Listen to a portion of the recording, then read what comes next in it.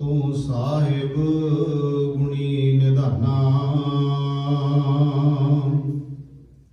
तुमरी महिमा बरन ना साकों। तू ठाकुर ऊच भगवाना,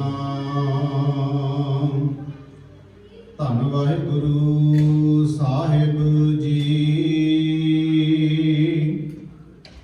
क्या पढ़िया क्या गुणिया, क्या वेद पुराना सुनिया।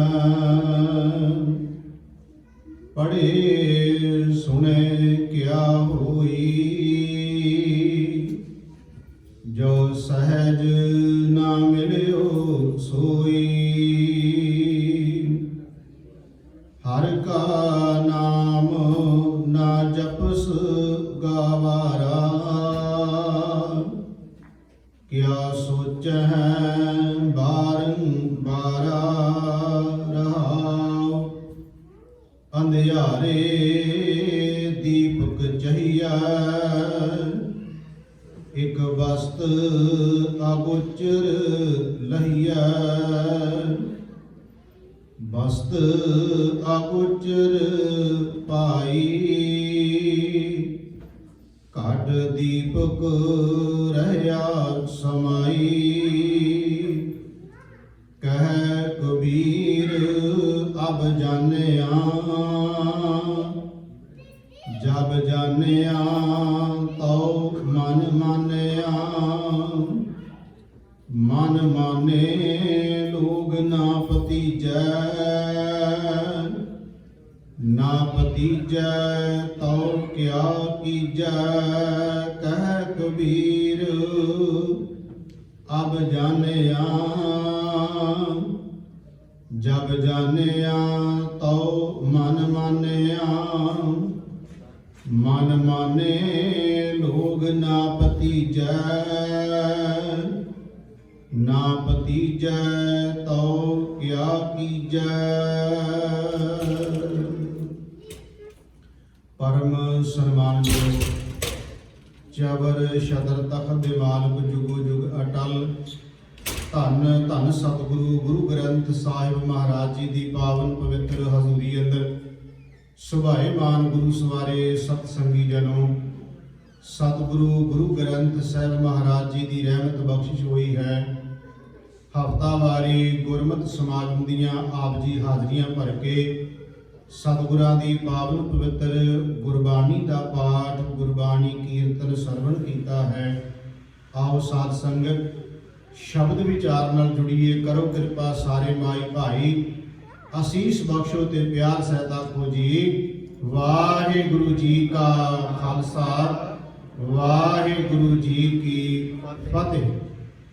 साध संगत जी, गुरबाणी की चल रही विचार भगत साहबाना दे शब्दां नूं आपां साध संगत जी विचार रहे हैं। तकरीबन 13 भगत साहबाना की बाणी विचों एक एक शब्द आपां विचार चुके हैं। 14वें भगत भगत कबीर साहब जी, उन्हां दी बाणी नूं आपां अज उन्हां दा शब्द लैके विचार करांगे। ते एक भगत साहबान की बाणी का आपां शब्द फिर साध संगत जी रह जाएगा, वो भगत बेणी जी। 15 भगत ने गुरु ग्रंथ साहब महाराज जी में जिन्हां दी बाणी दर्ज है। ते 13 भगत साहबाना की बाणी विचों एक एक शब्द आपां विचार रहे हाँ। अज 14वें भगत भगत कबीर साहब जी, उन्हां दा जो शब्द साध संगत जी तुहाडे नाल मैं साझा करन जा रहे हैं। गुरु ग्रंथ साहब महाराज जी के मुबारक अंग 655 तो शुरू होकर 656 अंग ते इस शब्द की समाप्ति होंदी है। ते सोठ राग के अंदर भगत कबीर साहब की बाणी का यह शब्द है। सतगुरु कृपा करन गरीब नवाज पातशाह मत बुद्ध सोझी बख्शिश करके आप विचार करवा लैन। भगत कबीर साहब ने जो शब्द विच कृपा की है। साध संगत शब्द दियां रहाओ वालियां पंक्तियां एक बार फिर आपां ध्यान दे के थोड़ा जा पढ़िए ते विचारिए ताकि गल पूरी समझ में आ जाए। इस शब्द दियां रहाओ वालियां तुकां ने भगत कबीर साहब जी कहते हैं, हर का नाम न जपस गावारा, क्या सोच है बारंबारा। ਅਖਰੀ ਇਹਦੇ ਅਰਥ ਇਹ ਬਣਦੇ ਨੇ, ਹਰੀ ਦਾ ਨਾਮ ਕਿਉਂ ਨਹੀਂ ਤੂੰ ਜਪਦਾ, ਗਵਾਰ ਤੋਂ ਭਾਵ ਹੈ ਹੇ ਝੱਲੇ ਹੇ ਮੂਰਖ ਮਨੁੱਖ, ਤੂੰ ਕਿਉਂ ਨਹੀਂ ਪਰਮਾਤਮਾ ਦੇ ਨਾਮ ਨੂੰ ਜਪਦਾ ਤੇ ਕੀ ਸੋਚਦਾ ਰਹਿਣਾ ਬਾਰ-ਬਾਰ ਦਾ ਮਤਲਬ ਬਾਰ-ਬਾਰ ਕੀ ਸੋਚਦਾ ਰਹਿਣਾ, ਬਾਰ-ਬਾਰ ਸੋਚਦਾ ਕੀ ਰਹਿਣਾ ਹੈ, ਕਿਉਂ ਨਹੀਂ ਤੂੰ ਇਸ ਪਾਸੇ ਚੱਲਦਾ। ਇਹ ਹੈ ਰਹਾਉ ਵਾਲੀਆਂ ਤੁਕਾਂ, ਇਹਦਾ ਅਖਰੀ ਅਰਥ ਇਹ ਨੇ। ਅਸੀਂ ਇਸ ਨੂੰ ਹੁਣ ਖੋਲ੍ਹਣ ਦਾ ਯਤਨ ਕਰਾਂਗੇ। ਭਗਤ ਕਬੀਰ ਸਾਹਿਬ ਜੀ ਕਹਿੰਦੇ, ਹੇ ਮਨੁੱਖ ਤੂੰ ਪਰਮਾਤਮਾ ਦੇ ਨਾਮ ਨੂੰ ਕਿਉਂ ਨਹੀਂ ਜਪਦਾ। ਤੇ ਜਦੋਂ ਬਾਣੀ ਨੂੰ ਪੜਾਂਗੇ, ਸਤਿਗੁਰੂ ਗੁਰੂ ਗ੍ਰੰਥ ਸਾਹਿਬ ਮਹਾਰਾਜ ਜੀ ਮਨੁੱਖਾ ਜੀਵਨ ਦਾ ਮਨੋਰਥ ਹੀ ਅਸਲ ਵਿੱਚ ਇਹ ਸਮਝਾਉਂਦੇ ਨੇ ਕਿ ਭਈ ਪ੍ਰਾਪਤ ਮਾਨੁਖ ਦੇ ਹੋਈਆ, ਗੋਬਿੰਦ ਮਿਲਣ ਕੀ ਇਹ ਤੇਰੀ ਬਰੀਆ, ਅਵਰ ਕਾਜ ਤੇਰੇ ਕਿਤੇ ਨਾ ਕਾਮ, ਮਿਲ ਸਾਧ ਸੰਗਤ ਭਜ ਕੇਵਲ ਨਾਮ। ਤੂੰ ਪਰਮਾਤਮਾ ਦੇ ਨਾਮ ਨਾਲ ਜੁੜ। ਜਦੋਂ ਗੁਰੂ ਗ੍ਰੰਥ ਸਾਹਿਬ ਦੀ ਬਾਣੀ ਚੋਂ ਦੇਖਾਂਗੇ, ਗੁਰੂ ਤੇਗ ਬਹਾਦਰ ਮਹਾਰਾਜ ਜੀ ਕਹਿੰਦੇ ਕਈ ਵਾਰ ਸਾਰੀ ਜ਼ਿੰਦਗੀ ਸੋਚਾਂ ਸੋਚਦਿਆਂ ਹੀ ਨਿਕਲ ਜਾਂਦੀ ਹੈ, ਬੰਦਾ ਉਹ ਕੰਮ ਕਰਦਾ ਨਹੀਂ, ਬਸ ਸੋਚਦਾ ਰਹਿੰਦਾ ਹੈ। ਗੁਰੂ ਤੇਗ ਬਹਾਦਰ ਜੀ ਦਾ ਵਚਨ ਹੈ, ਮਨ ਕੀ ਮਨ ਹੀ ਮਾਹੇ ਰਹੀ। ਕਹਿੰਦੇ ਮਨ ਦੀ ਸੋਚ, ਮਨ ਵਿੱਚ ਹੀ ਸਾਰੀ ਉਮਰ ਬੰਦਾ ਕਈ ਵਾਰ ਲੈ ਕੇ ਤੁਰ ਜਾਂਦਾ ਹੈ। ਮਨ ਕੀ ਮਨ ਹੀ ਮਾਹੇ ਰਹੀ, ਨਾ ਹਰ ਭਜੇ ਨਾ ਤੀਰਥ ਸੇਵੇ, ਚੋਟੀ ਕਾਲ ਗਹੀ। ਕਹਿਣ ਲਗੇ ਕਾਲ ਨੇ ਆ ਕੇ ਚੋਟੀ ਤੋਂ ਪਕੜ ਲਿਆ, ਭਾਵ ਮੌਤ ਆ ਗਈ, ਪਰ ਬੰਦਾ ਸਾਰੀ ਉਮਰ ਸੋਚਦਾ ਹੀ ਰਿਹਾ। ਸਾਧ ਸੰਗਤ ਜੀ, ਤੁਸੀਂ ਕਈ ਵਾਰ ਦੇਖੋ ਸਾਡੀ ਜ਼ਿੰਦਗੀ ਵਿੱਚ ਵੀ ਅਜਿਹਾ ਕੁਝ ਬਹੁਤ ਵਾਪਰਿਆ ਹੋਵੇਗਾ, ਔਰ ਸਾਡੇ ਆਲੇ ਦੁਆਲੇ ਵੀ ਬਹੁਤ ਕੁਝ ਐਸਾ ਵਾਪਰਦਾ ਹੋਵੇਗਾ। ਜਦੋਂ ਅਸੀਂ ਇਹ ਦੇਖਦਾ ਹੋਵਾਂਗੇ ਕਿ ਕਈ ਜਿਹੜੇ ਮਨੁੱਖ ਨੇ ਉਹ ਕਈ ਵਾਰ ਸਾਰੀ ਜ਼ਿੰਦਗੀ ਇਸ ਗੱਲ 'ਚ ਨਿਗਾਹ ਜਾਂਦੇ ਆ। ਉਹ ਕਹਿੰਦੇ ਹੁਣ ਆ ਫਲਾਨਾ ਕੰਮ ਇੱਕ ਮੈਂ ਵਿੱਢਿਆ ਹੋਇਆ ਹੈ, ਇਹ ਬਸ ਪੂਰਾ ਹੋ ਗਿਆ ਤੇ ਆਪਾਂ ਇਸ ਬੰਨੇ ਲੱਗ ਜਾਣਾ। ਜਦੋਂ ਉਹ ਕੰਮ ਪੂਰਾ ਹੋ ਜਾਏ ਫਿਰ ਕਹਿੰਦੇ ਬਸ ਥੋੜਾ ਜਿਹਾ ਕੰਮ ਬਾਕੀ ਰਹਿ ਗਿਆ, ਇਹ ਪੂਰਾ ਹੋ ਗਿਆ ਨਾ ਆਪਾਂ ਇਧਰਲੇ ਬੰਨੇ ਹੋ ਜਾਣਾ।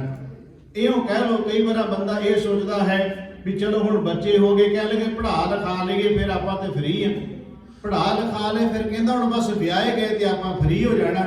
ਵਿਆਹੇ ਜਾਣ ਤੋਂ ਬਾਅਦ ਉਹਨਾਂ ਦੇ ਕਾਰੋਬਾਰਾਂ ਬਾਰੇ ਸੋਚਦਾ, ਫਿਰ ਕਹਿੰਦਾ ਫ੍ਰੀ ਹੋ ਜਾਣਾ ਹੈ। ਅੱਗੋਂ ਪੁੱਤ ਪੋਤਰੇ ਹੋ ਜਾਂਦੇ ਆ, ਮੁੜ ਕੇ ਉਧਰ ਤੁਰ ਪੈਂਦਾ, ਕਹਿੰਦਾ ਪੁੱਤ ਪੋਤਰੇ ਹੁਣ ਕੀ ਕਰੀਏ, ਇਹਨਾਂ ਨੂੰ ਸਾਂਭਣਾ ਪੈਂਦਾ। ਗੁਰੂ ਤੇਗ ਬਹਾਦਰ ਮਹਾਰਾਜ ਕਹਿੰਦੇ ਫਿਰ ਮਨ ਦੀ ਮਨ 'ਚ ਹੀ ਰਹਿ ਗਈ ਨਾ ਸਾਰੀ, ਤੁਰਿਆ ਨਹੀਂ ਬੰਦਾ ਇਸ ਬੰਨੇ।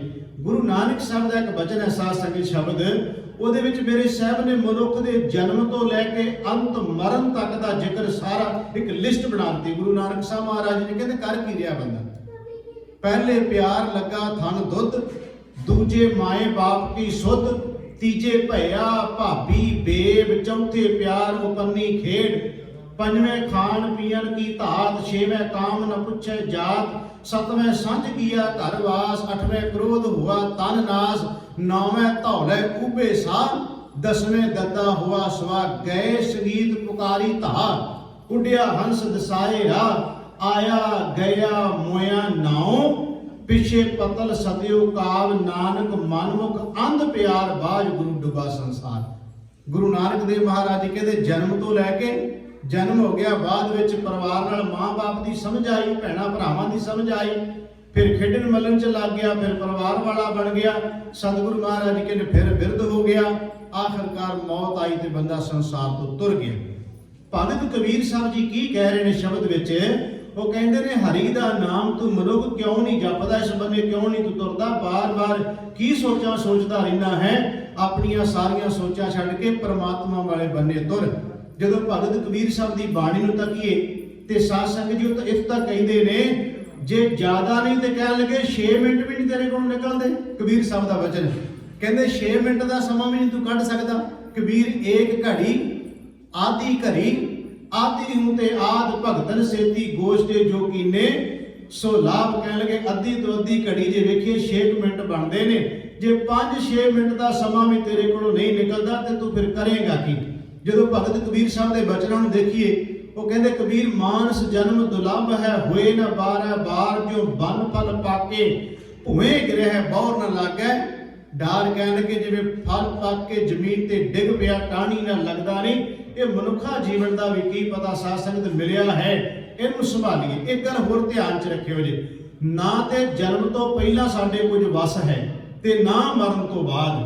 ਫਿਰ ਧਿਆਨ ਨਾਲ ਸਮਝਿਓ, ਨਾ ਜਨਮ ਤੋਂ ਪਹਿਲਾਂ ਕੁਝ ਸਾਡੇ ਵਸ ਹੈ ਕਿਉਂਕਿ ਜਨਮ ਹੋਇਆ ਹੀ ਨਹੀਂ, ਤੇ ਮਰਨ ਤੋਂ ਬਾਅਦ ਸਾਨੂੰ ਜਦੋਂ ਪਤਾ ਹੀ ਕੁਝ ਨਹੀਂ, ਫਿਰ ਅਸੀਂ ਹਾਲਾਂਕਿ ਮਨੁੱਖ ਸੋਚਦਾ ਹੀ ਰਹਿੰਦਾ ਹੈ, ਹਰ ਬੰਦਾ ਕਹਿੰਦਾ ਅੱਗਾ ਸਵਾਰੀ ਅੱਗਾ ਸਵਾਰੀ, ਉਹ ਅੱਗੇ ਨੂੰ ਪਤਾ ਨਹੀਂ ਕੀ ਹੈ ਤੇ ਕੀ ਨਹੀਂ। ਆਹ ਤਾਂ ਸਵਾਰੀ ਜਿਹੜਾ ਹੁਣ ਜੀਵਨ ਮਿਲਿਆ ਹੈ।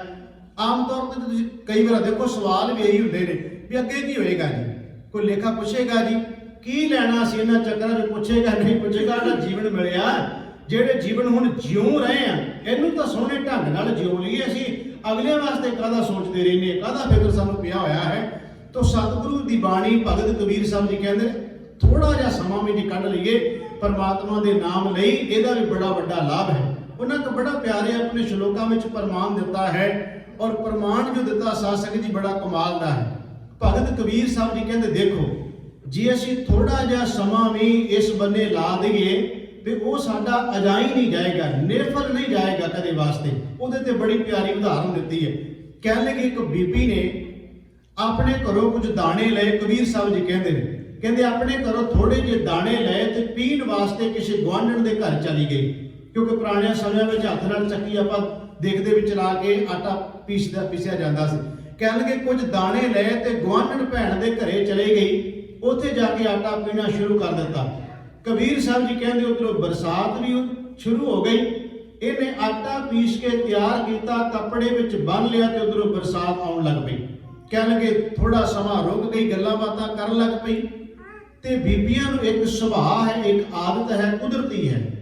ਜੇ ਦਾਲ ਚੁਗਦੀਆਂ ਹੋਣ, ਚੌਲ ਚੁਗਦੀਆਂ ਹੋਣ, ਤੇ ਇਹ ਸੁਭਾਅ 'ਚ ਜਾਂ ਕਹਿ ਲਓ ਕਿ ਚੁਗਦੀ ਹੋਈ ਚੀਜ਼ ਨੂੰ ਉਹ ਥੋੜੇ ਕੁ ਦਾਣੇ 2-4 ਮਿੰਟਾਂ 10 ਮਿੰਟਾਂ ਬਾਅਦ 2-4 ਮੂੰਹ 'ਚ ਪਾ ਲੈਂਦੀਆਂ ਨੇ। ਚੌਲ ਚੁਗਦੀਆਂ ਹੋਣ ਤਾਂ ਥੋੜੇ ਜਿਹੇ ਚੌਲ ਮੂੰਹ 'ਚ ਸੁੱਟ ਲੈਣੇ, ਦਾਲ ਚੁਗਦੀਆਂ ਹੋਣ ਕਈ ਵਾਰ ਦਾਲ ਦੇ ਵੀ 2-4 ਦਾਣੇ ਮੂੰਹ 'ਚ ਪਾ ਲੈਣੇ। ਕਬੀਰ ਸਾਹਿਬ ਜੀ ਨੇ ਜਿਹੜੀ ਸ਼ਬਦ ਲਿਆ ਹੈ ਔਰ ਸਾਨੂੰ ਸਮਝਾਇਆ, ਪ੍ਰਮਾਣ ਬੜਾ ਕਮਾਲ ਦਾ ਦਿੱਤਾ। ਕਹਿਣ ਲੱਗੇ ਉਸ ਬੀਬੀ ਨੇ ਜਦੋਂ ਉਸ ਗੁਆਂਢਣ ਭੈਣ ਦੇ ਘਰੋਂ ਆਪਣੇ ਘਰ ਨੂੰ ਤੁਰਨ ਲੱਗੀ ਤੇ ਰਸਤੇ 'ਚ ਚਿੱਕੜ ਹੋ ਗਿਆ, ਉਹਦਾ ਪੈਰ ਤਿਲਕ ਗਿਆ। ਪੈਰ ਤਿਲਕਣ ਤੋਂ ਬਾਅਦ ਕਹਿਣ ਲੱਗੇ ਉਹ ਬੀਬੀ ਦੇ ਹੱਥ ਵਿੱਚ ਜਿਹੜਾ ਆਟਾ ਸੀ ਨਾ ਕੱਪੜੇ 'ਚ ਪਾਇਆ ਹੋਇਆ, ਕਹਿਣ ਲੱਗੇ ਉਹ ਆਟਾ ਜਿਹੜਾ ਸਾਰੇ ਦਾ ਸਾਰਾ ਉਸ ਜਿਹੜਾ ਚਿੱਕੜ ਸੀ ਉਹਦੇ ਵਿੱਚ ਡਿੱਗ ਪਿਆ, ਡੁੱਲ ਗਿਆ। ਕਹਿਣ ਲੱਗੇ ਹੁਣ ਕੋਈ ਪੁੱਛੇ ਵੀ ਇੰਨੀ ਮਿਹਨਤ ਕੀਤੀ ਤੇ ਉਹਨੂੰ ਮਿਲਿਆ ਕੀ? ਉਹਨੇ ਘਰੋਂ ਕਣਕ ਤਿਆਰ ਕੀਤੀ, ਗੁਆਂਢਣ ਭੈਣ ਦੇ ਘਰੇ ਗਈ, ਚੱਕੀ ਚਲਾਈ, ਇੰਨੀ ਮਿਹਨਤ ਕੀਤੀ ਤੇ ਇੰਨੀ ਮਿਹਨਤ ਕਰਨ ਤੋਂ ਬਾਅਦ ਆਟਾ ਤੇ ਸਾਰਾ ਉਹਨੂੰ ਮਿਲੇ, ਡੁੱਲ ਗਿਆ। ਰਸਤੇ ਦੇ ਵਿੱਚ ਮਿਲਿਆ ਉਹਨੂੰ ਕੀ? ਕਬੀਰ ਸਾਹਿਬ ਕਹਿੰਦੇ ਤੁਸੀਂ ਕਹਿੰਦੇ ਮਿਲਿਆ ਕੁਝ ਨਹੀਂ। ਵੇਖੋ ਭਾਵੇਂ ਉਦਾਹਰਨ ਬਾਹਰੀ ਤੌਰ ਤੇ ਆਟੇ ਦੀ ਕਣਕ ਦੀ ਦਿੰਦੇ, ਪਰ ਗੱਲ ਬੜੀ ਗਹਿਰੀ ਕਰ ਰਹੇ ਨੇ। ਕਬੀਰ ਸਾਹਿਬ ਕਹਿੰਦੇ ਪਤਾ ਕੀ ਮਿਲਿਆ? ਜਦੋਂ ਚੱਕੀ ਚਲਾਉਂਦੀ ਸੀ, ਚੱਕੀ ਚਲਾਉਂਦਿਆਂ ਜਿਹੜੇ 2-2 ਦਾਣੇ ਆਪਣੇ ਮੂੰਹ 'ਚ ਸੁੱਟੀ ਗਈ ਨਾ, ਉਹ ਤਾਂ ਮਿਲ ਗਏ ਨਾ ਉਹਨੂੰ। ਉਹ ਤਾਂ ਕੋਈ ਉਹਦੇ ਖੋੜ ਨਹੀਂ ਸਕਿਆ, ਜਿਹੜੇ ਉਹਨੇ 2-4 ਦਾਣੇ ਖਾਦੇ, ਉਹ ਦਾਣੇ ਤਾਂ ਉਹਨੂੰ ਮਿਲ ਗਏ। ਕਹਿਣ ਤੋਂ ਭਾਵ ਬੜਾ ਗਹਿਰਾ ਹੈ। ਕਹਿਣ ਲੱਗੇ ਤੂੰ ਥੋੜਾ ਸਮਾਂ ਵੀ ਕੱਢਿਆ ਪਰਮਾਤਮਾ ਤੇ ਰੱਬ ਵਾਲੇ ਨਾਮ ਵਾਲੇ ਪਾਸੇ, ਉਹ ਤੇਰਾ ਨਿਰਫਲ ਨਹੀਂ ਕਦੀ ਵੀ ਜਾਣ ਵਾਲਾ। ਬੜਾ ਪਿਆਰਾ ਸ਼ਲੋਕ ਹੈ। ਕਬੀਰ ਕੀਚੜ ਆਟਾ ਗਿਰ ਭਰਿਆ, ਕਿਛੂ ਨਾ ਆਇਓ ਹਾਥ, ਪੀਸਤ ਚਾਪਿਆ, ਸੋਈ ਨਿਭਿਆ ਸਾਧ। ਕਹਿਣ ਲੱਗੇ ਪੀਂਦਿਆਂ ਜਿਹੜੇ 2-4 ਦਾਣੇ ਸੁੱਟ ਲੈ, ਉਹ ਤੁਹਾਨੂੰ ਮਿਲ ਗਏ। ਕਹਿਣ ਤੋਂ ਭਾਵ ਥੋੜਾ ਸਮਾਂ ਵੀ ਜੇ ਮਨੁੱਖ ਨੇ ਇੱਧਰ ਲਾਇਆ ਤੇ ਕਬੀਰ ਸਾਹਿਬ ਕਹਿੰਦੇ ਤੇਰਾ ਅਜ਼ਾਈ ਜਾਣ ਵਾਲਾ ਨਹੀਂ ਹੈ। ਇਸ ਕਰਕੇ ਕਹਿੰਦੇ ਨੇ ਕਿ ਹਰ ਕਾ ਨਾਮ ਨਾ ਜਪ ਸਗਵਾਰਾ, ਕਿਉਂ ਨਹੀਂ ਤੂੰ ਪਰਮਾਤਮਾ ਵਾਲੇ ਨਾਮ ਵਾਲੇ ਬੰਨੇ ਜੁੜਦਾ? ਕਿਆ ਸੋਚੇ ਬਾਰੰਬਾਰਾ, ਕੀ ਸੋਚਦਾ ਹੈ ਬਾਰ-ਬਾਰ? ਤੇਰੀ ਜ਼ਿੰਦਗੀ ਕਿਤੇ ਇਸ ਤਰ੍ਹਾਂ ਹੀ ਨਾ ਤੁਰ ਜਾਵੇ, ਤੂੰ ਰੱਬ ਵਾਲੇ ਬੰਨੇ, ਸਤ ਸੰਗਤ ਵਾਲੇ ਬੰਨੇ, ਬਾਣੀ ਵਾਲੇ ਪਾਸੇ, ਸੇਵਾ ਵਾਲੇ ਪਾਸੇ ਤੁਰ। ਹੁਣ ਭਗਤ ਕਬੀਰ ਸਾਹਿਬ ਜੀ ਨੇ ਸ਼ਬਦ ਦੇ ਪਹਿਲੇ ਬੰਦ ਵਿੱਚ ਜੋ ਕਿਰਪਾ ਕਰਦੇ ਨੇ, ਕਿਆ ਪੜ੍ਹੀਐ ਕਿਆ ਗੁਣੀਐ, ਕਿਆ ਵੇਦ ਪੁਰਾਨਾ ਸੁਣੀਏ। ਸ਼ਬਦ ਬੜੀ ਵਿਚਾਰ ਮੰਗਦਾ। ਕਹਿੰਦੇ ਤੂੰ ਰੱਬ ਦਾ ਨਾਮ ਜਪਦਾ ਨਹੀਂ, ਤੁਰਦਾ ਨਹੀਂ ਇਸ ਬੰਨੇ, ਤੇ ਪਹਿਲੀ ਤੁਕ ਵਿੱਚ ਕਹਿੰਦੇ ਨੇ ਕੀ ਲਾਭ ਹੈ? ਬੜਾ ਗਹਿਰਾ ਸ਼ਬਦ ਹੈ। ਰਹਾਉ ਵਾਲੀ ਤੁਕ ਵਿੱਚ ਕਹਿੰਦੇ ਤੂੰ ਮੂਰਖ ਹੈ, ਤੁਰਦਾ ਕਿਉਂ ਨਹੀਂ ਇਸ ਬੰਨੇ, ਤੇ ਪਹਿਲੇ ਬੰਦ ਵਿੱਚ ਕਹਿੰਦੇ ਆ ਲਾਭ ਕੀ ਹੈ? ਇਹਦਾ ਅਰਥ ਇਹ ਬਣ ਗਿਆ, ਭਗਤ ਕਬੀਰ ਸਾਹਿਬ ਕਹਿੰਦੇ ਜਿਹੜੀ ਗੱਲ ਮੈਂ ਨਾਮ ਦੀ ਤੈਨੂੰ ਕਹਿ ਰਿਹਾ ਤੂੰ ਜਪਦਾ ਨਹੀਂ, ਉਹ ਨਾਮ ਦੀ ਗੱਲ ਮੈਂ ਤੈਨੂੰ ਇਹ ਕਹਿ ਰਿਹਾ ਕਿ ਜ਼ੁਬਾਨ ਤੋਂ ਕੇਵਲ ਤੋਤਾ ਰਟਣ ਨਾ ਬਣਾ ਕੇ ਬਹਿ ਜਾਵੀਂ। ਜੋ ਪਰਮਾਤਮਾ ਦਾ ਨਾਮ, ਉਹਦੇ ਰੱਬੀ ਗੁਣ ਨੇ, ਉਹਨੂੰ ਤੂੰ ਆਪਣੇ ਜੀਵਨ ਵਿੱਚ ਧਾਰਨ ਕੀਤਾ ਕਿ ਨਹੀਂ ਕੀਤਾ। ਅਸਲ ਵਿੱਚ ਨਾਮ ਜਪਣ ਦੀ ਆਹ ਗੱਲ ਕਬੀਰ ਸਾਹਿਬ ਸਮਝਾਉਂਦੇ ਨੇ। ਕਿਉਂਕਿ ਪਹਿਲੀਆਂ ਤੁਕਾਂ ਨੂੰ ਵੇਖੋਗੇ ਤੇ ਉਹ ਲੱਗਦਾ ਜਿਵੇਂ ਰਹਾਉ ਵਾਲੀ ਤੁਕ ਵਿੱਚ ਕਹਿੰਦੇ ਜਪਦਾ ਨਹੀਂ, ਤੇ ਪਹਿਲੇ ਬੰਦ ਵਿੱਚ ਖੰਡਨ ਕਰੀ ਜਾਂਦੇ ਨੇ। ਖੰਡਨ ਨਹੀਂ ਕਰ ਰਹੇ, ਕਹਿੰਦੇ ਕਿਆ ਪੜ੍ਹੀਐ ਕਿਆ ਗੁਣੀਐ, ਕਿਆ ਵੇਦ ਪੁਰਾਨਾ ਸੁਣੀਐ। ਪੜ੍ਹੀਏ ਗੁਣੀਏ ਦਾ ਮਤਲਬ ਵਿਚਾਰੀਏ। ਕਹਿਣ ਲੱਗੇ तेरे पढ़न ਦਾ ਵਿਚਾਰਨ ਦਾ ਲਾਭ ਮੈਨੂੰ ਦੱਸ ਕੀ ਹੋਇਆ ਹੈ। क्या पढ़िए क्या गुणिए क्या वेद पुराना सुनिए। धार्मिक ग्रंथों का जिक्र आ गया। ਕਹਿਣ ਲੱਗੇ पढ़े सुने क्या होई जो सहज ना मिलियो सोई। ये पहला बंद है। भगत कबीर साहब जी कहते सहज का अर्थ साध संगत जी आत्मक अडोलता है, जिथे जाके दुख सुख खुशी गमी ये व्यापदी नहीं, जा यो कह लो बराबर मनुख समझदा है। दुख आ गया सुख आ गया नूं बराबर समझदा है। वैसे मैं अगे भी शायद कई बार बेनती की होगी कि जपजी साहब की साध संगत जी अद्धी क पंक्ति कईयां ने अपने घरां ते गड्डियां मोटरां ते लिखाई हुंदी है। अद्धी क पंक्ति वो पंक्ति है ए पेदात तेरी दातार। वो लिखण विच भी असल च गलती हुंदी है। ए भी दात बिहारी नाल लिखिया हुंदा है, जबकि उसते सिहारी नाल ए भेदात तेरी दातार। जो आम सधारण बंदा पढ़ेगा इन्हां तुकां नूं ते साध संगत अर्थ नूं इउं लगदे ने वो कह रहा हे रब जी गड्डी मोटर घर जिहदे भी लिखिया उहने वो कह रहा हुंदा कि रब जी तेरी दात है जो तूं मैनूं दित्ती है। बाहरी तौर ते इउं लगदा है पर उहदे अर्थ ये नहीं साध संगत। वो पहली पंक्ति पढ़नी पैगी तां उहदे अर्थ होने हैं। पहली तुक है केतियां दुख भूख सद मार। आ है जिहड़ी दात नूं दतार दी दात समझना। कह लगे हे रब परमात्मा जी किन्नियां भी दुखां भुखां दी मैनूं मार पै जाए, भाव मेरे ते किन्ने भी कष्ट आ जाण दुख आ जाण, मैं गिला नहीं करांगा, मैं तेरी दात समझ लवांगा। हुण देखो गड्डी मोटर ते लिखा देना गल होर है, पर हुण जीवन च धारण करना ये अलग बात है। सतगुरु महाराज की बाणी कबीर साहब जी कहते मैं इस करके कह रहा हैं कि सहज का मतलब आत्मक अडोलता खुशी गमी नूं बराबर सम करके जानना। कह लगे तेरे पढ़न ते सुनन का लाभ की है जे तेरे अंदर आत्मक अडोलता नहीं आई। दूजी गल भगत कबीर साहब जी कहते कांची में रहंदे इस करके कहते कांची के ब्राह्मण पंडित कहते हैं कि विद्या पढ़न वाला ही रब नूं मिल सकता है। कह लगे मेरे मन में भी आया जे मैं विद्या ना पढ़ी तो मेरा रब नाल सांझ कोई नहीं पैनी। उन्होंने श्लोकां च मैं बेनती कर लग्या। कह लगे कबीर मैं जानिया पढ़बो भलो पढ़ पे सो भल जोग भगत न छाडो राम की भावै निंदो। लोग कबीर साहब जी कहते मैं सोचा पढ़ना बड़ा चंगा है, धार्मिक ग्रंथ पढ़ने बड़ी वड्डी गल है, धार्मिक ग्रंथ पढ़न तो बिना रब नाल नहीं मिलिया जा सकता। पर कह लगे जो मैं वेख्या ना पांडिया ते पंडितां वल्ले ये धार्मिक ग्रंथ केवल ते केवल जुबान तो पढ़ रहे हैं, अमल तो कोई उहते कर नहीं रहे। इस करके मैं इन्हां धार्मिक ग्रंथां दी जो ये जिहड़े ढंग नाल पढ़दे पए ने मंत्रां दे वांगू कह लगे मैं उस तरह पढ़ नहीं रहा। कबीर मैं जानियो पढ़बो भलो पढ़ बेसो भल जोग भगत न छाडो राम की भावै निंदो। लोग कबीर लोक है निंदै बपड़ा जे मन नाई ज्ञान राम कबीरा रब रहे अवर तजे सब काम। अवर तजे सब काम का मतलब कर्म कांड है। कहते मैं वो सारे त्याग दिते छड़ दिते क्योंकि जी ब्राह्मण ने वर्ण वंड पाई सी। कबीर साहब कहने तू धार्मिक ग्रंथ तो बड़े पढ़ी जाना विचारी भी जाना है पर तेरे अंदर तो अजे चीज निकली नहीं। तू अपने आप को कहना मैं ब्रह्मा के मूँह चो निकलिया, तू अजे शूद्र ते लोकां नूं नीवियां जातां दूजियां जातां ते दसदा है की है तेरे धार्मिक ग्रंथ का पढ़न का लाभ तेनों की होया। उन्हों का बड़ा प्यारा वचन है श्लोकां विच कह लगे तू मैनू तो जात का जुदाया करके कहना है पर मैं बलिहार जाना इस जात को जिन्हें रब नाल मिला दिता। कबीर मेरी जात को सबको हसने हार मेरी जात ते कहते तुसीं हसदे हो ब्राह्मणां नूं कहंदे बलिहारी इस जात को जे जपियो सिरजनहार। मैं बलिहार जाना जिस जात दे राही रब मिल गया मैं अपनी जात नूं लुकाउंदा नहीं। वैसे कबीर साहब ने कोई भी गल लुको के नहीं रखी, उन्हें इत्थों तक अपने घर की गल भी नहीं लुकोई। वो कहते साडे घर दे विच भी मां कहती है कह लगी जदों दी इस पुत ने माला फड़ ली माला दा अर्थ जिहड़ी हत्थ च फेरन वाली माला ये नहीं कबीर साहब ने क्योंकि इहदा उन्होंने खंडन किया कबीर जपनी काट की क्या दिखलावे लोए लोकां नूं काहदे वास्ते विखाउंदा फिरदा। माला का अर्थ यह बन जाता आम तौर पर आप कहने बंदे को नाम ही माला हो ना जो बंदा इस बने तुर पैंदा आप कहने हर वेले माला ही जपता रहिंदा है जां इउं कह लो फलाने की माला ही जपता रहिंदा है। तो माला का मतलब बार बार ना लैण को कहा जाता है। कबीर साहब कहते मेरी माँ ने दरानी ते जिठानी नूं इकट्ठियां करके कहा भी आ पुत किहो जिहा जम लिया मैं। सुनो जजानी जरो सुनो दिरानी अचरज एक भयो साफ सूते मुंडिए कोई ये मुंडिया क्यों ना होयो। कह लगी देखो साडे घर की अचरज खेड साडे घर च कबीर साहब तो इधे बन्ने तुरे रहिंदे हर वेले रब वाले बन्ने तुरे रहिंदे होर तां काम इहदा मतलब ये नहीं कबीर साहब ने काम छड्ड दित्ता। ਸਾਧ ਸੰਗਤ ਇਹ ਬੜੀ ਹਰ ਗੱਲ ਨੂੰ ਜਦੋਂ ਗੁਰਬਾਣੀ ਦੇ ਨੁਕਤੇ ਨੂੰ ਸਮਝਦੇ ਆ ਨਾ, ਗੱਲ ਚੋਂ ਗੱਲ ਅੱਗੇ ਨਿਕਲਦੀ ਆਉਂਦੀ ਹੈ। ਕੰਮ ਛੱਡਣ ਦੀ ਗੱਲ ਨਹੀਂ, ਅਸਲ ਵਿੱਚ ਇਹ ਹੁੰਦਾ ਜਿਹੜਾ ਬੰਦਾ ਰੱਬ ਵਾਲੇ ਬੰਨੇ ਤੁਰ ਪੈਂਦਾ, ਪਰਿਵਾਰ ਦੀਆਂ ਪੂਰੀਆਂ ਖਾਸ਼ਾਂ ਉਹ ਨਹੀਂ ਕਰ ਸਕਦਾ ਜਿਸ ਤਰ੍ਹਾਂ ਦੀਆਂ ਪਰਿਵਾਰ ਚਾਹੁੰਦਾ ਹੈ। ਮੇਰੀ ਬੇਨਤੀ ਨੂੰ ਸਮਝੋ ਜੋ ਮੈਂ ਕਹਿਣ ਜਾ ਰਿਹਾ। ਮੇਰਾ ਕਹਿਣ ਤੋਂ ਭਾਵ ਹੈ, ਜੇ ਬੰਦਾ ਕਹਿੰਦਾ ਮੈਂ ਆਪਣੀ ਹੱਕ ਦੀ ਦਸਾਂ ਨੌਆਂ ਦੀ ਕਿਰਤ ਕਰਾਂ, ਤੇ ਸਾਰੇ ਬੰਦੇ ਕਹਿੰਦੇ ਆ, ਉਹ ਕਹਿੰਦੇ ਜੇ ਆਪਣੀ ਦਸਾਂ ਨੌਂ ਦੀ ਹੱਕ ਦੀ ਕਿਰਤ ਕਰੀਏ ਮਸਾ ਹੀ ਪੂਰਾ ਫੜਦਾ ਹੈ।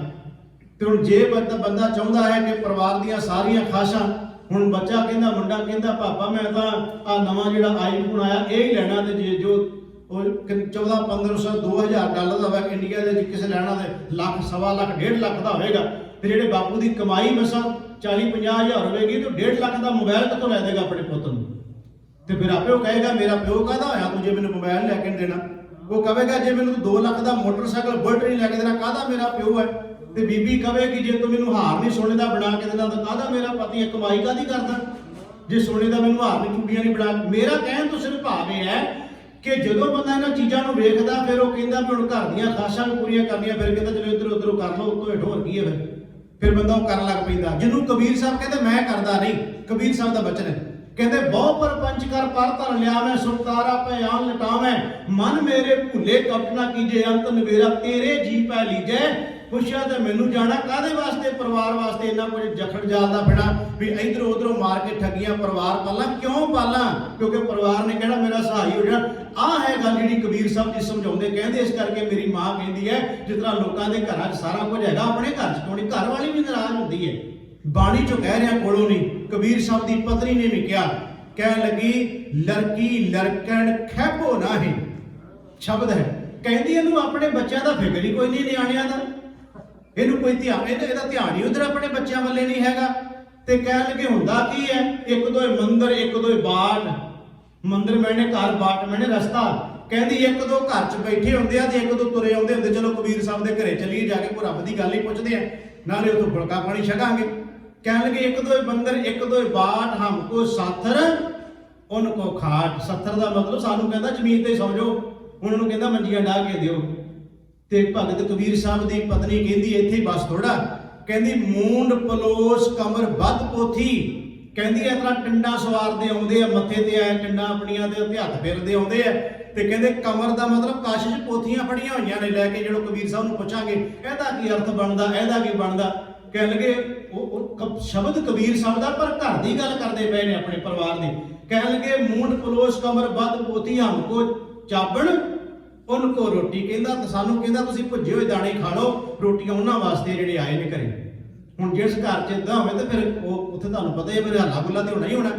ਪਰ ਕਬੀਰ ਸਾਹਿਬ ਜੀ ਕਹਿੰਦੇ ਨੇ ਆਪਣੀ ਘਰ ਦੀ ਗੱਲ ਲੁਕੋ ਕੇ ਨਹੀਂ ਰੱਖੀ। ਕਹਿਣ ਲੱਗੇ ਲੋਈਏ ਜੇ ਤੂੰ ਸੱਚ ਜਾਣੇ ਨਾ, ਅਸਲ ਵਿੱਚ ਇਹ ਨੇ ਰੱਬ ਦੇ ਪਿਆਰੇ, ਇਹਨੇ ਪਰਮੇਸ਼ਰ ਦੇ ਪਿਆਰੇ। ਲੋਈਏ ਅਸਲ ਵਿੱਚ ਇਹਨਾਂ 'ਚ ਬੈਠ ਕੇ ਕੁਝ ਅਸੀਂ ਆਪਸ ਵਿੱਚ ਜਿਹੜੀਆਂ ਵਿਚਾਰਾਂ ਕਰਦੇ ਆ, ਕੁਝ ਇਹਨਾਂ ਦੇ ਸ਼ੰਕੇ ਦੂਰ, ਕੁਝ ਮੇਰੇ ਸ਼ੰਕੇ ਦੂਰ। ਗੱਲ ਤਾਂ ਰੱਬ ਦੀ ਕਰਦੇ ਪਏ ਆ। ਲੋਈਏ ਤੂੰ ਸਮਝਦੀ ਹੈ ਵੀ ਮੈਂ ਸਾਰਾ ਕੁਝ ਲੁਟਾ ਲਿਆ, ਲੁਟਾ ਨਹੀਂ ਰਿਹਾ। ਅਸਲ ਵਿੱਚ ਮੈਨੂੰ ਜੋ ਇਹੋ ਕਹਿ ਲੋ ਕਿ ਸਤ ਸੰਗਤ ਦਾ ਜਾਂ ਪਰਉਪਕਾਰ ਵਾਲੀ ਗੱਲ ਜਾਂ ਭਲਾ ਕਰਨਾ ਜਾਂ ਆਏ ਗਏ ਦੀ ਸੇਵਾ ਕਰਨੀ, ਲੋਈਏ ਮੈਨੂੰ ਰੱਬ ਪਰਮਾਤਮਾ ਨੇ ਗੁਣ ਦਿੱਤਾ ਹੋਇਆ। ਉਹਨੇ ਜਿਹੜਾ ਗੁਣ ਦਿੱਤਾ ਮੈਂ ਉਹਦੇ ਗੁਣ ਦੀ ਅਸਲ 'ਚ ਵਰਤੋਂ ਕਰ ਰਿਹਾ, ਮੈਂ ਜੀਵਨ 'ਚ ਢਾਲ ਰਿਹਾ ਹਾਂ। ਖੈਰ ਭਗਤ ਕਬੀਰ ਸਾਹਿਬ ਜੀ ਦਾ ਮੈਂ ਸ਼ਬਦ ਲਿਆ ਸੀ ਇਸ ਕਰਕੇ ਕਿ ਉਹ ਖਾਸ਼ਾਂ ਪੂਰੀਆਂ ਨਹੀਂ ਹੁੰਦੀਆਂ। ਕਬੀਰ ਸਾਹਿਬ ਜੀ ਕਹਿੰਦੇ ਨੇ, ਹੇ ਮਨੁੱਖ ਕਿਆ ਪੜੀਏ ਕਿਆ ਗੁਣੀਏ, ਕਿਆ ਵੇਦ ਪੁਰਾਨਾ ਸੁਣੀਏ, ਪੜੇ ਸੁਣੇ ਕਿਆ ਹੋਈ, ਜੋ ਸਹਿਜ ਨਾ ਮਿਲਿਓ ਸੋਈ। ਕਹਿਣ ਲੱਗੇ ਤੁਝਾ ਲਾਭ ਕੀ ਹੋਇਆ ਜੀ, ਇਹੀ ਕਰਮ ਕਾਂਡ ਬ੍ਰਾਹਮਣ ਜੀ ਤੂੰ ਕਰੀ ਜਾਂਦਾ ਹੈ। ਜਿੱਥੋਂ ਆਪਾਂ ਗੱਲ ਸ਼ੁਰੂ ਕੀਤੀ ਇੱਧਰ ਨੂੰ ਆ ਗਈ ਸੀ ਗੱਲ। ਕਹਿਣ ਲੱਗੇ ਤੇਰੇ ਤੂੰ ਤੇ ਵਰਨ ਵੰਡ ਪਾਈ ਹੈ, ਵੰਡੀਆਂ ਪਾਈਆਂ ਹੋਈਆਂ ਨੇ, ਉੱਚਾ ਨੀਵਾਂ ਸਮਝਦਾ। ਜਿੰਨੀ ਦੇਰ ਆਪਣੇ ਅੰਦਰੋਂ ਦੀਵਾਰ ਨਹੀਂ ਹੈ ਭੰਨਦਾ ਤੋੜਦਾ, ਉਨੀ ਦੇਰ ਲਾਭ ਕੀ ਹੈ ਤੈਨੂੰ ਇਹ ਕੁਝ ਕਰਨ ਦਾ। ਉਹਨਾਂ ਦਾ ਹੋਰ ਵੀ ਸ਼ਬਦ ਹੈ ਕਬੀਰ ਸਾਹਿਬ ਜੀ ਦਾ, ਜਿਹਦੇ ਵਿੱਚ ਕਹਿੰਦੇ ਨੇ ਗਰਭਵਾਸ ਮੈਂ ਕੁਲ ਨਹੀਂ ਜਾਤੀ। ਮੇਰੀ ਕੋਸ਼ਿਸ਼ ਹੈ ਮੈਂ ਜ਼ਿਆਦਾ ਪ੍ਰਮਾਣ ਜਿਸ ਭਗਤ ਸਾਹਿਬਾਨ ਦੇ ਸ਼ਬਦ ਨੂੰ ਵਿਚਾਰਦੇ ਉਹਦੀ ਬਾਣੀ ਚੋਂ ਜ਼ਿਆਦਾ ਲੈ ਸਕਾਂ। ਤਾਂ ਕਬੀਰ ਸਾਹਿਬ ਜੀ ਦੀ ਬਾਣੀ ਦਾ ਸ਼ਬਦ ਵਿਚਾਰ ਰਹੇ, ਮੈਂ ਪ੍ਰਮਾਣ ਵੀ ਇਸ ਕਰਕੇ ਉਹਨਾਂ ਦੀ ਬਾਣੀ ਦੇ ਜ਼ਿਆਦਾ ਲੈ ਰਿਹਾ। ਉਹ ਕਹਿੰਦੇ ਗਰਭਵਾਸ ਮੈਂ ਕੁਲ ਨਹੀਂ ਜਾਤੀ। ਤੂੰ ਕਹਿੰਦਾ ਪੰਡਤ ਜੀ ਮੈਂ ਧਾਰਮਿਕ ਗ੍ਰੰਥ ਬੜੇ ਪੜ੍ਹਦਾ। ਕਬੀਰ ਸਾਹਿਬ ਕਹਿੰਦੇ ਧਾਰਮਿਕ ਗ੍ਰੰਥ ਪੜ੍ਹੀ ਜਾਂਦਾ, ਪਰ ਮੈਨੂੰ ਦੱਸ ਵੀ ਗਰਭਵਾਸ ਕਹਿ ਲਗੇ ਮਾਤਾ ਦੇ ਗਰਭ ਵਿੱਚ ਕਿਹੜੀ ਕੁਲ ਸੀ ਤੇਰੀ, ਦੱਸ ਕਿਹੜੀ ਜਾਤ ਸੀ ਤੇਰੀ ਉੱਥੇ। ਗਰਭਵਾਸ ਮੈਂ ਕੁਲ ਨਹੀਂ ਜਾਤੀ, ਬ੍ਰਹਮ ਬਿੰਦ ਤੇ ਸਭ ਉਤਪਾਤੀ ਕੌਰੇ ਪੰਡਤ। ਬਾਹਮਣ ਕਬ ਕੇ ਹੁਏ ਬਾਹਮਣ ਕਹਿ ਕੇ ਜਨਮ ਮਤ ਖੋਏ। कह लगे जो तो ब्राह्मण ब्राह्मणी जाया तवान बाट काहे न्याय तुम कत ब्राह्मण हम कत सूद हम कत लोहू तुम कत दूध। कह लगे जदे अपने दोवां दे शरीर नूं कटिया जाए कि तेरे विचों दुध निकलेगा, तेरे च भी खून निकलना, मेरे विच भी खून निकलना। फिर वो कबीर साहब नूं पंडित कहंदा तू मनदा भी है किसे नूं कि नहीं? कहंदा मनदा मैं। कहंदे ब्राह्मण नूं नहीं मनदा, कहंदे मनदा ब्राह्मण नूं भी। कहंदे किहड़े नूं? कहो कबीर जो ब्रह्म विचार है सो ब्राह्मण कहियत है हमारे। देखो गल भी सारी समझा दी ते खंडन भी नहीं किया, ये नहीं क्या माड़ा भला नहीं क्या। कह लगे हाँ तू बाणे हो जा ब्राह्मण। कहो कबीर जो ब्रह्म विचार है तू ब्रह्म दी विचार अपने हृदय च धारण कर। कहो कबीर जो ब्रह्म विचारे सो ब्राह्मण कहियत है हमारे। मैं तो मान सत्कार देवांगा उन्होंने। सो कहण तो भाव इत्थे कबीर साहब जी कहंदे ने तेरे पढ़न सुनन दा विचारन दा लाभ कोई नहीं जे तू उहनूं अमल विच नहीं लिआउंदा। अगे भगत कबीर साहब जी कहंदे ने कि हर का नाम न जपस गवारा क्या सोचे बारंबार ये रहाउण वालियां तुकां ने। अगले बंद विच कहंदे ने कि अंधियार है दीपक चाहिए एक बसते गोचर लहीए। अंधियारे मैंने हनेरा समझ गया आप दीपक दीवा। कबीर साहब जी कहते जो हनेरा होवे ते दीवे की लोड़ पैंदी है, रोशनी की लोड़ पैंदी, चानण की लोड़ पैंदी है। जे हनेरे नूं दूर करना तरीका केवल ते केवल एक ही है कि उत्थे चानण कर दिओ, प्रकाश कर दिओ, होर कोई तरीका नहीं है। कोई बंदा कमरे दे विच हनेरा होवे ते कई फड़ के कवे मैं हनेरा बाहर कढ के सोड़ा सुट देना, कई नाल तां नहीं सुटिया जाना। उत्थे छोटा जिहा काम के दीवा जगा दिओ, चानण आ जाएगा। मनुख के जीवन विच जिहड़ा अज्ञानता दा हनेरा पिया इहदे वास्ते इक्को ही तरीका है, शब्द गुरु दा दीवा जगा दईए, अपने आप अज्ञानता चली जाएगी। जिन्होंने बाणी ने कहा पोथी पुराण कमाईए भौ वट्टी इत तन पाईए सच बूझण आण जलाईए ए तेल दीवा इउं जलै कर चानण साहिब तौ मिले। जिन्होंने बाणी कहती गुर का शब्द उजारो दीपा, गुरु का शब्द एक जगदे हुए दीवे की तरह जिहड़ा साडी अज्ञानता के हनेरे नूं दूर कर दिंदा, निगल जाता है। इत्थे भगत कबीर साहब कहते अंधियारे दीपक चाहिए, हनेरा है ते दीवे की लोड़ पैगी, एक बस्त अगोचर लहीए। अगोचर का अर्थ किया विद्वानां ने जितों तक साडे ज्ञान इंद्रियां की पहुँच नहीं हुंदी। कह लगे एक बस्त वो जिहड़ी वस्तु है अगोचर है, भाव के परमात्मा दे रब्बी गुण जिहड़े ने उथों तक मनुख की सुरत पहुँच जाती है। अंधियारे दीपक चाहिए एक बस्तिया गोचर लईए, बस्तिया गोचर पाई घट दीपक रहा समाई। कबीर साहब कहते मैनू वो वस्तु मिल गई है। कबीर साहब ने अपनी बाणी च बड़ी थां ते वरत्या शब्द, कह लगे अब तो जाए चढ़े सिंहासन मिले हैं सारंग पानी, राम कबीरा एक भय है कोई न सकै पछानी। कह लगे रब ते मेरे विच कोई अंतर नहीं है, क्योंकि मैनू रब की पूर्ण तौर पर समझ आ गई, इस करके मैनू उहदा पता लग गया रब का ते मेरा कोई अंतर भेद नहीं है। खैर तो कह लगे बस्तिया गोचर पाई घट दीपक रहा समाई, मेरे अंदरों लगातार रौं चल रही है। जां इहों कह लो कबीर साहब कहते मैनू तत्त दी असलीयत की समझ जिहड़ी है ना परमात्मा की आ गई है। पर आई किवें? कह लगे बस जो अंदर गुरु के ज्ञान का दीवा बलिया उदों समझ आई। घट दीपक रहा समाई कहे कबीर अब जाने। अब जानिया का मतलब कबीर साहब कहते मैं जान लिया हूँ रब नूं, परमात्मा नूं, परमेश्वर नूं। इहों कह लो उहदे बारे मैनूं समझ आ गई, मैं जान लिया कि वो किस तरह सारे बन्ने रमिया होया, उहदी किस तरह सारे बन्ने खेड वरती पई है। बस उहदी जिहड़ी संसार अंदर जो कुछ कर रहा जो वरत रहा संसार अंदर, उहदे निज़म, उहदा ढंग, उहदा तरीका, उहदी जुगत, ये सारी गल मेरी समझ विच कबीर साहब कहते आ गई है। कहे कबीर अब जानिया जब जानिया तो मन मानिया। कहते मेरा मन पूर्ण तौर पर मन गया इस गल नूं। कह लगे मैं हुण कोई इहदे दुचितापन नहीं लैके बैठा। कबीर साहब जी ने एक होर भी शब्द बाणी च क्या कह लगे शक करूं जे दूसर होए।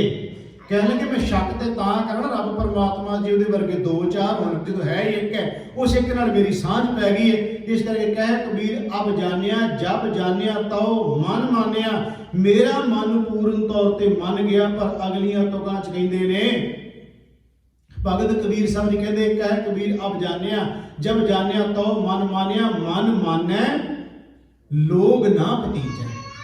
हुण लोग ना भतीजे का मतलब यह बन गया। भगत कबीर साहब जी कहते हैं हुण वो पंडित तो ब्राह्मण ਜਿਹੜੇ ਕੇਵਲ ਤੇ ਕੇਵਲ ਮੁਖ ਤੋਂ ਰਟਨ ਰਹੇ ਨੇ, ਉਹਨੂੰ ਜੀਵਨ 'ਚ ਕਮਾ ਨਹੀਂ ਰਹੇ। ਉਹ ਕਹਿੰਦੇ ਕਿਵੇਂ ਹੋ ਸਕਦਾ ਕਬੀਰ ਸਾਹਿਬ ਨੂੰ ਰੱਬ ਦੀ ਪ੍ਰਾਪਤੀ ਹੋ ਗਈ ਹੋਵੇ, ਕਿੱਦਾਂ ਹੋ ਸਕਦਾ? ਕਹਿਣ ਲੱਗੇ ਮੈਂ ਤੁਹਾਡੇ ਕੋਲੋਂ ਕੋਈ ਸਰਟੀਫਿਕੇਟ ਨਹੀਂ ਲੈਣਾ। ਹੁਣ ਸਾਧ ਸੰਗਤ ਜੀ, ਕੋਈ ਹਰ ਮਨੁੱਖ ਦਾ ਆਪਣਾ ਆਪਣਾ ਜੀਵਨ ਹੈ, ਤੇ ਕੋਈ ਬੰਦਾ ਕਿਸੇ ਦੇ ਜੀਵਨ ਬਾਰੇ ਕੁਝ ਕਹਿੰਦਾ, ਅਗਲਾ ਬੰਦਾ ਕਹਿੰਦਾ ਮੈਨੂੰ ਤੇਰੇ ਤੋਂ ਸਰਟੀਫਿਕੇਟ ਲੈਣ ਦੀ ਕੀ ਲੋੜ ਹੈ, ਜਾਂ ਰੱਬ ਜਾਣਦਾ ਜਾਂ ਮੈਂ ਜਾਣਦਾ। ਮੇਰਾ ਕਹਿਣ ਤੋਂ ਭਾਵ ਕਬੀਰ ਸਾਹਿਬ ਕਹਿੰਦੇ ਜੇ ਲੋਕ ਕਹਿੰਦੇ ਆ, ਬ੍ਰਾਹਮਣ ਪੰਡਤ ਕਹਿੰਦੇ ਆ ਕਿ ਕਿਵੇਂ ਹੋ ਸਕਦਾ, ਕਹਿੰਦੇ ਤੁਹਾਡੇ ਸਰਟੀਫਿਕੇਟ ਦੀ ਮੈਨੂੰ ਕੀ ਲੋੜ ਹੈ, ਮੈਂ ਜਾਣ ਲਿਆ ਉਹਨੂੰ। ਕਹਿ ਕਬੀਰ ਅਬ ਜਾਣਿਆ ਜਬ ਜਾਣਿਆ ਤਉ ਮਨ ਮਾਨਿਆ ਮਨ ਮਾਨੈ, ਲੋਗ ਨਾ ਭਤੀਜੈ ਨਾ ਭਤੀਜੈ ਤਉ ਕਿਆ ਕੀਜੇ। ਕਹਿ ਲਗੇ ਨਹੀਂ ਮੰਨਦੇ ਤਾਂ ਨਾ ਮੰਨੋ, ਮੈਨੂੰ ਕੀ ਹੈ, ਸਿੱਧੇ ਅਰਥ ਦੇ ਨੇ। ਕਹਿਣ ਤੋਂ ਭਾਵ ਕਬੀਰ ਸਾਹਿਬ ਜੀ ਕਹਿੰਦੇ ਨੇ ਅਸਲ ਵਿੱਚ ਗੱਲ ਇੱਥੇ ਸਾਰੀ ਦੀ ਸਾਰੀ ਇਹ ਸਮਝਾਈ ਹੈ। ਕਹਿਣ ਲੱਗੇ ਧਾਰਮਿਕ ਗ੍ਰੰਥਾਂ ਦਾ ਪਾਠ ਪਠਨ ਕਰਨਾ ਕੇਵਲ ਜ਼ੁਬਾਨ ਤੋਂ ਗੱਲ ਹੋ ਹੈ, ਪਰ ਉਹਨੂੰ ਜੀਵਨ ਵਿੱਚ ਕਮਾਉਣਾ ਅਸਲ ਵਿੱਚ ਕਹਿਣ ਲੱਗੇ ਇਹੀ ਪਰਮਾਤਮਾ ਰੱਬ ਦੇ ਨਾਮ ਨਾਲ ਜੁੜਨਾ ਹੈ, ਜਿਹਨੂੰ ਕਬੀਰ ਸਾਹਿਬ ਜੀ ਨੇ ਕਿਹਾ ਜੇ ਇਹ ਕਮਾਇਆ ਨਹੀਂ ਬਣਾ ਆਪਣੀ ਜ਼ਿੰਦਗੀ ਵਿੱਚ, ਕਹਿਣ ਲੱਗੇ ਫਿਰ ਲਾਭ ਕੋਈ ਨਹੀਂ ਹੋਣਾ। ਇਸ ਕਰਕੇ ਉਹਨਾਂ ਨੇ ਅੱਜ ਦੇ ਸ਼ਬਦ ਵਿੱਚ ਕਿਹਾ ਰਹਾਉ ਵਾਲੀਆਂ ਤੁਕਾਂ 'ਚ ਹਰ ਕਾ ਨਾਮ ਨਾ ਜਪਸ ਗਵਾਰਾ, ਕਿਆ ਸੋਚੈ ਬਾਰਾ ਦਾ ਭਾਵ ਹੈ ਤੂੰ ਰੱਬ ਵਾਲੇ ਬੰਨੇ, ਪਰਮਾਤਮਾ ਵਾਲੇ ਬੰਨੇ, ਸਤ ਸੰਗਤ ਵਾਲੇ ਬੰਨੇ, ਜਾਂ ਇਉਂ ਕਹਿ ਲਓ ਸਰਲ ਸ਼ਬਦਾਂ 'ਚ ਕਹਿ ਦੇਵਾਂ ਤੂੰ ਸ਼ੁਭ ਕਰਮਾਂ ਵਾਲੇ ਬੰਨੇ ਕਿਉਂ ਨਹੀਂ ਤੁਰਦਾ, ਤੂੰ ਸ਼ੁਭ ਕਰਮ ਕਮਾਉਣ ਵਾਸਤੇ ਕਿਉਂ ਨਹੀਂ ਤੁਰਦਾ, ਤੂੰ ਗੁਣਾਂ ਨੂੰ ਗ੍ਰਹਿਣ ਕਰਨ ਵਾਸਤੇ ਕਿਉਂ ਨਹੀਂ ਤੁਰਦਾ। ਇਸ ਬੰਨੇ ਤੁਰ, ਜਿੰਨੀ ਦੇਰ ਤੁਰੇਗਾ ਨਹੀਂ ਓਨੀ ਦੇਰ ਤੇਰੇ ਜੀਵਨ ਦੇ ਵਿੱਚ ਸਫਲਤਾ ਨਹੀਂ ਆ ਸਕਦੀ। ਤੂੰ ਉਸ ਪਰਮਾਤਮਾ ਦੇ ਰੱਬੀ ਗੁਣ ਗ੍ਰਹਿਣ ਕਰ, ਤੁਰ ਇਸ ਬੰਨੇ, ਤੁਰੇਗਾ ਮੰਜ਼ਿਲ ਵੀ ਮਿਲ ਜਾਏਗੀ। ਜੇ ਤੁਰਾਂਗੇ ਨਹੀਂ ਤੇ ਮੰਜ਼ਿਲ ਕਿਵੇਂ ਮਿਲੇਗੀ? ਕਿਉਂਕਿ ਭਾਈ ਗੁਰਦਾਸ ਜੀ ਕਹਿੰਦੇ ਨੇ ਪੂਛਤ ਹੈ ਪਥ ਕਤੋ ਮਾਰਗ ਨਾ ਧਾਰੈ ਪੱਗ, ਪ੍ਰੀਤਮ ਕੈ ਦੇਸ਼ ਕੈਸੇ ਬਾਤਲ ਸੇ ਜਾਈਏ। ਬਾਤਾਂ ਨਾਲ ਗੱਲਾਂ ਨਾਲ ਨਹੀਂ ਤੁਰਨਾ ਪੈਂਦਾ ਸਾਧ ਸੰਗਤ ਜੀ। ਇਸ ਰਸਤੇ ਤੇ ਜਿਹੜਾ ਤੁਰ ਪੈਂਦਾ ਮੰਜ਼ਿਲ ਤੇ ਵੀ ਪਹੁੰਚ ਜਾਂਦਾ। ਗੁਰੂ ਕਿਰਪਾ ਕਰੇ ਆਪਾਂ ਜਿੰਨੇ ਗੁਰੂ ਘਰਾਂ ਵਿੱਚ ਸਾਧ ਸੰਗਤ ਜੀ ਗੁਰੂ ਗੋਦ ਵਿੱਚ ਆ ਕੇ ਬੈਠਦੇ ਆ, ਬਸ ਸਾਡਾ ਸਾਰਿਆਂ ਦਾ ਯਤਨ ਇੱਕ ਹੀ ਹੋਣਾ ਚਾਹੀਦਾ ਹੈ, ਜਦੋਂ ਆਉਂਦੇ ਆ ਸੁਣਦੇ ਆ ਜੋ ਕੁਝ ਪੜ੍ਹਦੇ ਸੁਣਦੇ ਆ ਉਹਨੂੰ ਜੀਵਨ ਵਿੱਚ ਵੀ ਕੋਸ਼ਿਸ਼ ਕਰੀਏ ਧਾਰਨ ਕਰਨ ਦੀ। ਯਤਨ ਤਾਂ ਕਰਨਾ ਚਾਹੀਦਾ ਹੈ, ਯਤਨ ਕਰਦੇ ਰਹਾਂਗੇ ਸਤਿਗੁਰੂ ਕਿਰਪਾ ਕਰੇਗਾ। ਜੇ ਇੱਕ ਇੱਕ ਔਗਣ ਵੀ ਛੱਡੀ ਚੱਲੀਏ, ਉਹਦੀ ਥਾਂ ਤੇ ਇੱਕ ਗੁਣ ਗ੍ਰਹਿਣ ਕਰੀ ਚੱਲੀਏ, ਆਪੇ ਗੁਣ ਵੱਧ ਜਾਣਗੇ ਔਗਣ ਘਟ ਜਾਣਗੇ। ਇਸ ਕਰਕੇ ਕੁਝ ਨਾ ਕੁਝ ਤਾਂ ਗ੍ਰਹਿਣ ਕਰਨਾ ਹੀ ਪਏਗਾ ਨਾ। ਜਿਹੜੀ ਚੀਜ਼ ਭਾਂਡੇ 'ਚ ਤੁਸੀਂ ਪਾਈ ਜਾਂਦੇ ਹੋ ਸਾਧ ਸੰਗਤ ਜੀ ਬਰਤਨ ਭਰਦਾ ਜਾਏਗਾ। ਜੇ ਚੰਗੇ ਗੁਣਾਂ ਦੇ ਨਾਲ ਭਰੀ ਜਾਓਗੇ ਤੇ ਚੰਗਿਆਂ ਨਾਲ ਭਰ ਜਾਣਾ, ਮਾੜੇ ਨਾਲ ਭਰ ਜਾਓਗੇ ਤੇ ਮਾੜੇ ਨਾਲ ਭਰ ਜਾਣਾ। ਇਸ ਤਰ੍ਹਾਂ ਮਨ ਹੈ, ਹਿਰਦਾ ਹੈ, ਵਿਚਾਰਾਂ ਦਾ ਸੰਗ੍ਰਹਿ ਹੈ। ਇਹਦੇ ਵਿੱਚ ਜਿੱਦਾਂ ਦੇ ਫੁਰਨੇ ਵਿਚਾਰ ਤੁਸੀਂ ਪੈਦਾ ਕਰਦੇ ਹੋ, ਉਦਾਂ ਦੇ ਖਿਆਲ ਪੈਦਾ ਹੋ ਜਾਂਦੇ, ਉਸ ਤਰ੍ਹਾਂ ਦਾ ਜੀਵਨ ਬਣ ਜਾਂਦਾ। ਗੁਰੂ ਕਿਰਪਾ ਕਰੇ ਜੋ ਕਹਿੰਦੇ ਆ ਜੀਵਨ 'ਚ ਕਮਾ ਸਕੀਏ। ਗੁਰੂ ਗ੍ਰੰਥ ਸਾਹਿਬ ਮਹਾਰਾਜ ਜੀ ਦਾ ਕੋਟਾਨ ਕੋਟ ਸ਼ੁਕਰ। ਆਪ ਸਾਰੀਆਂ ਸੰਗਤਾਂ ਦਾ ਬਹੁਤ ਬਹੁਤ ਧੰਨਵਾਦ। ਬਹੁਤ ਹੀ ਸਤਿਕਾਰਯੋਗ ਸਰਦਾਰ ਗੁਰਦੀਪ ਸਿੰਘ ਜੀ ਸੋਹਲ, ਉਹਨਾਂ ਦੇ ਪਰਿਵਾਰ ਵੱਲੋਂ ਅੱਜ ਗੁਰੂ ਘਰ ਵਿਖੇ ਸਾਧ ਸੰਗਤ ਜੀ ਅੱਜ ਦੇ ਦੀਵਾਨਾਂ ਦੀ ਲੰਗਰਾਂ ਦੀ ਸੇਵਾ ਕੀਤੀ ਜਾ ਰਹੀ ਹੈ। ਸਤਿਗੁਰੂ ਕਿਰਪਾ ਕਰਨ, ਗਰੀਬ ਨਿਵਾਜ ਪਾਤਸ਼ਾਹ ਪਰਿਵਾਰ ਨੂੰ ਚੜ੍ਹਦੀ ਕਲਾ, ਨਾਮਦਾਨ ਗੁਰਸਿੱਖੀ ਜੀਵਨ ਬਖਸ਼ਿਸ਼ ਕਰਨ। ਆਓ 6 ਪੌੜੀਆਂ ਆਨੰਦ ਸਾਹਿਬ ਦਾ ਪਾਠ ਕਰਕੇ ਉਪਰੰਤ ਗੁਰੂ ਚਰਨਾਂ 'ਚ ਅਰਦਾਸ ਕਰਾਂਗੇ। ਭੁੱਲ ਚੁੱਕ ਦੀ ਖਿਮਾ ਦਿੰਦੇ ਹੋਏ ਗੱਜ ਵੱਜ ਕੇ ਆਖੋ ਜੀ ਵਾਹਿਗੁਰੂ ਜੀ ਕਾ ਖਾਲਸਾ, ਵਾਹਿਗੁਰੂ ਜੀ ਕੀ ਫਤਿਹ।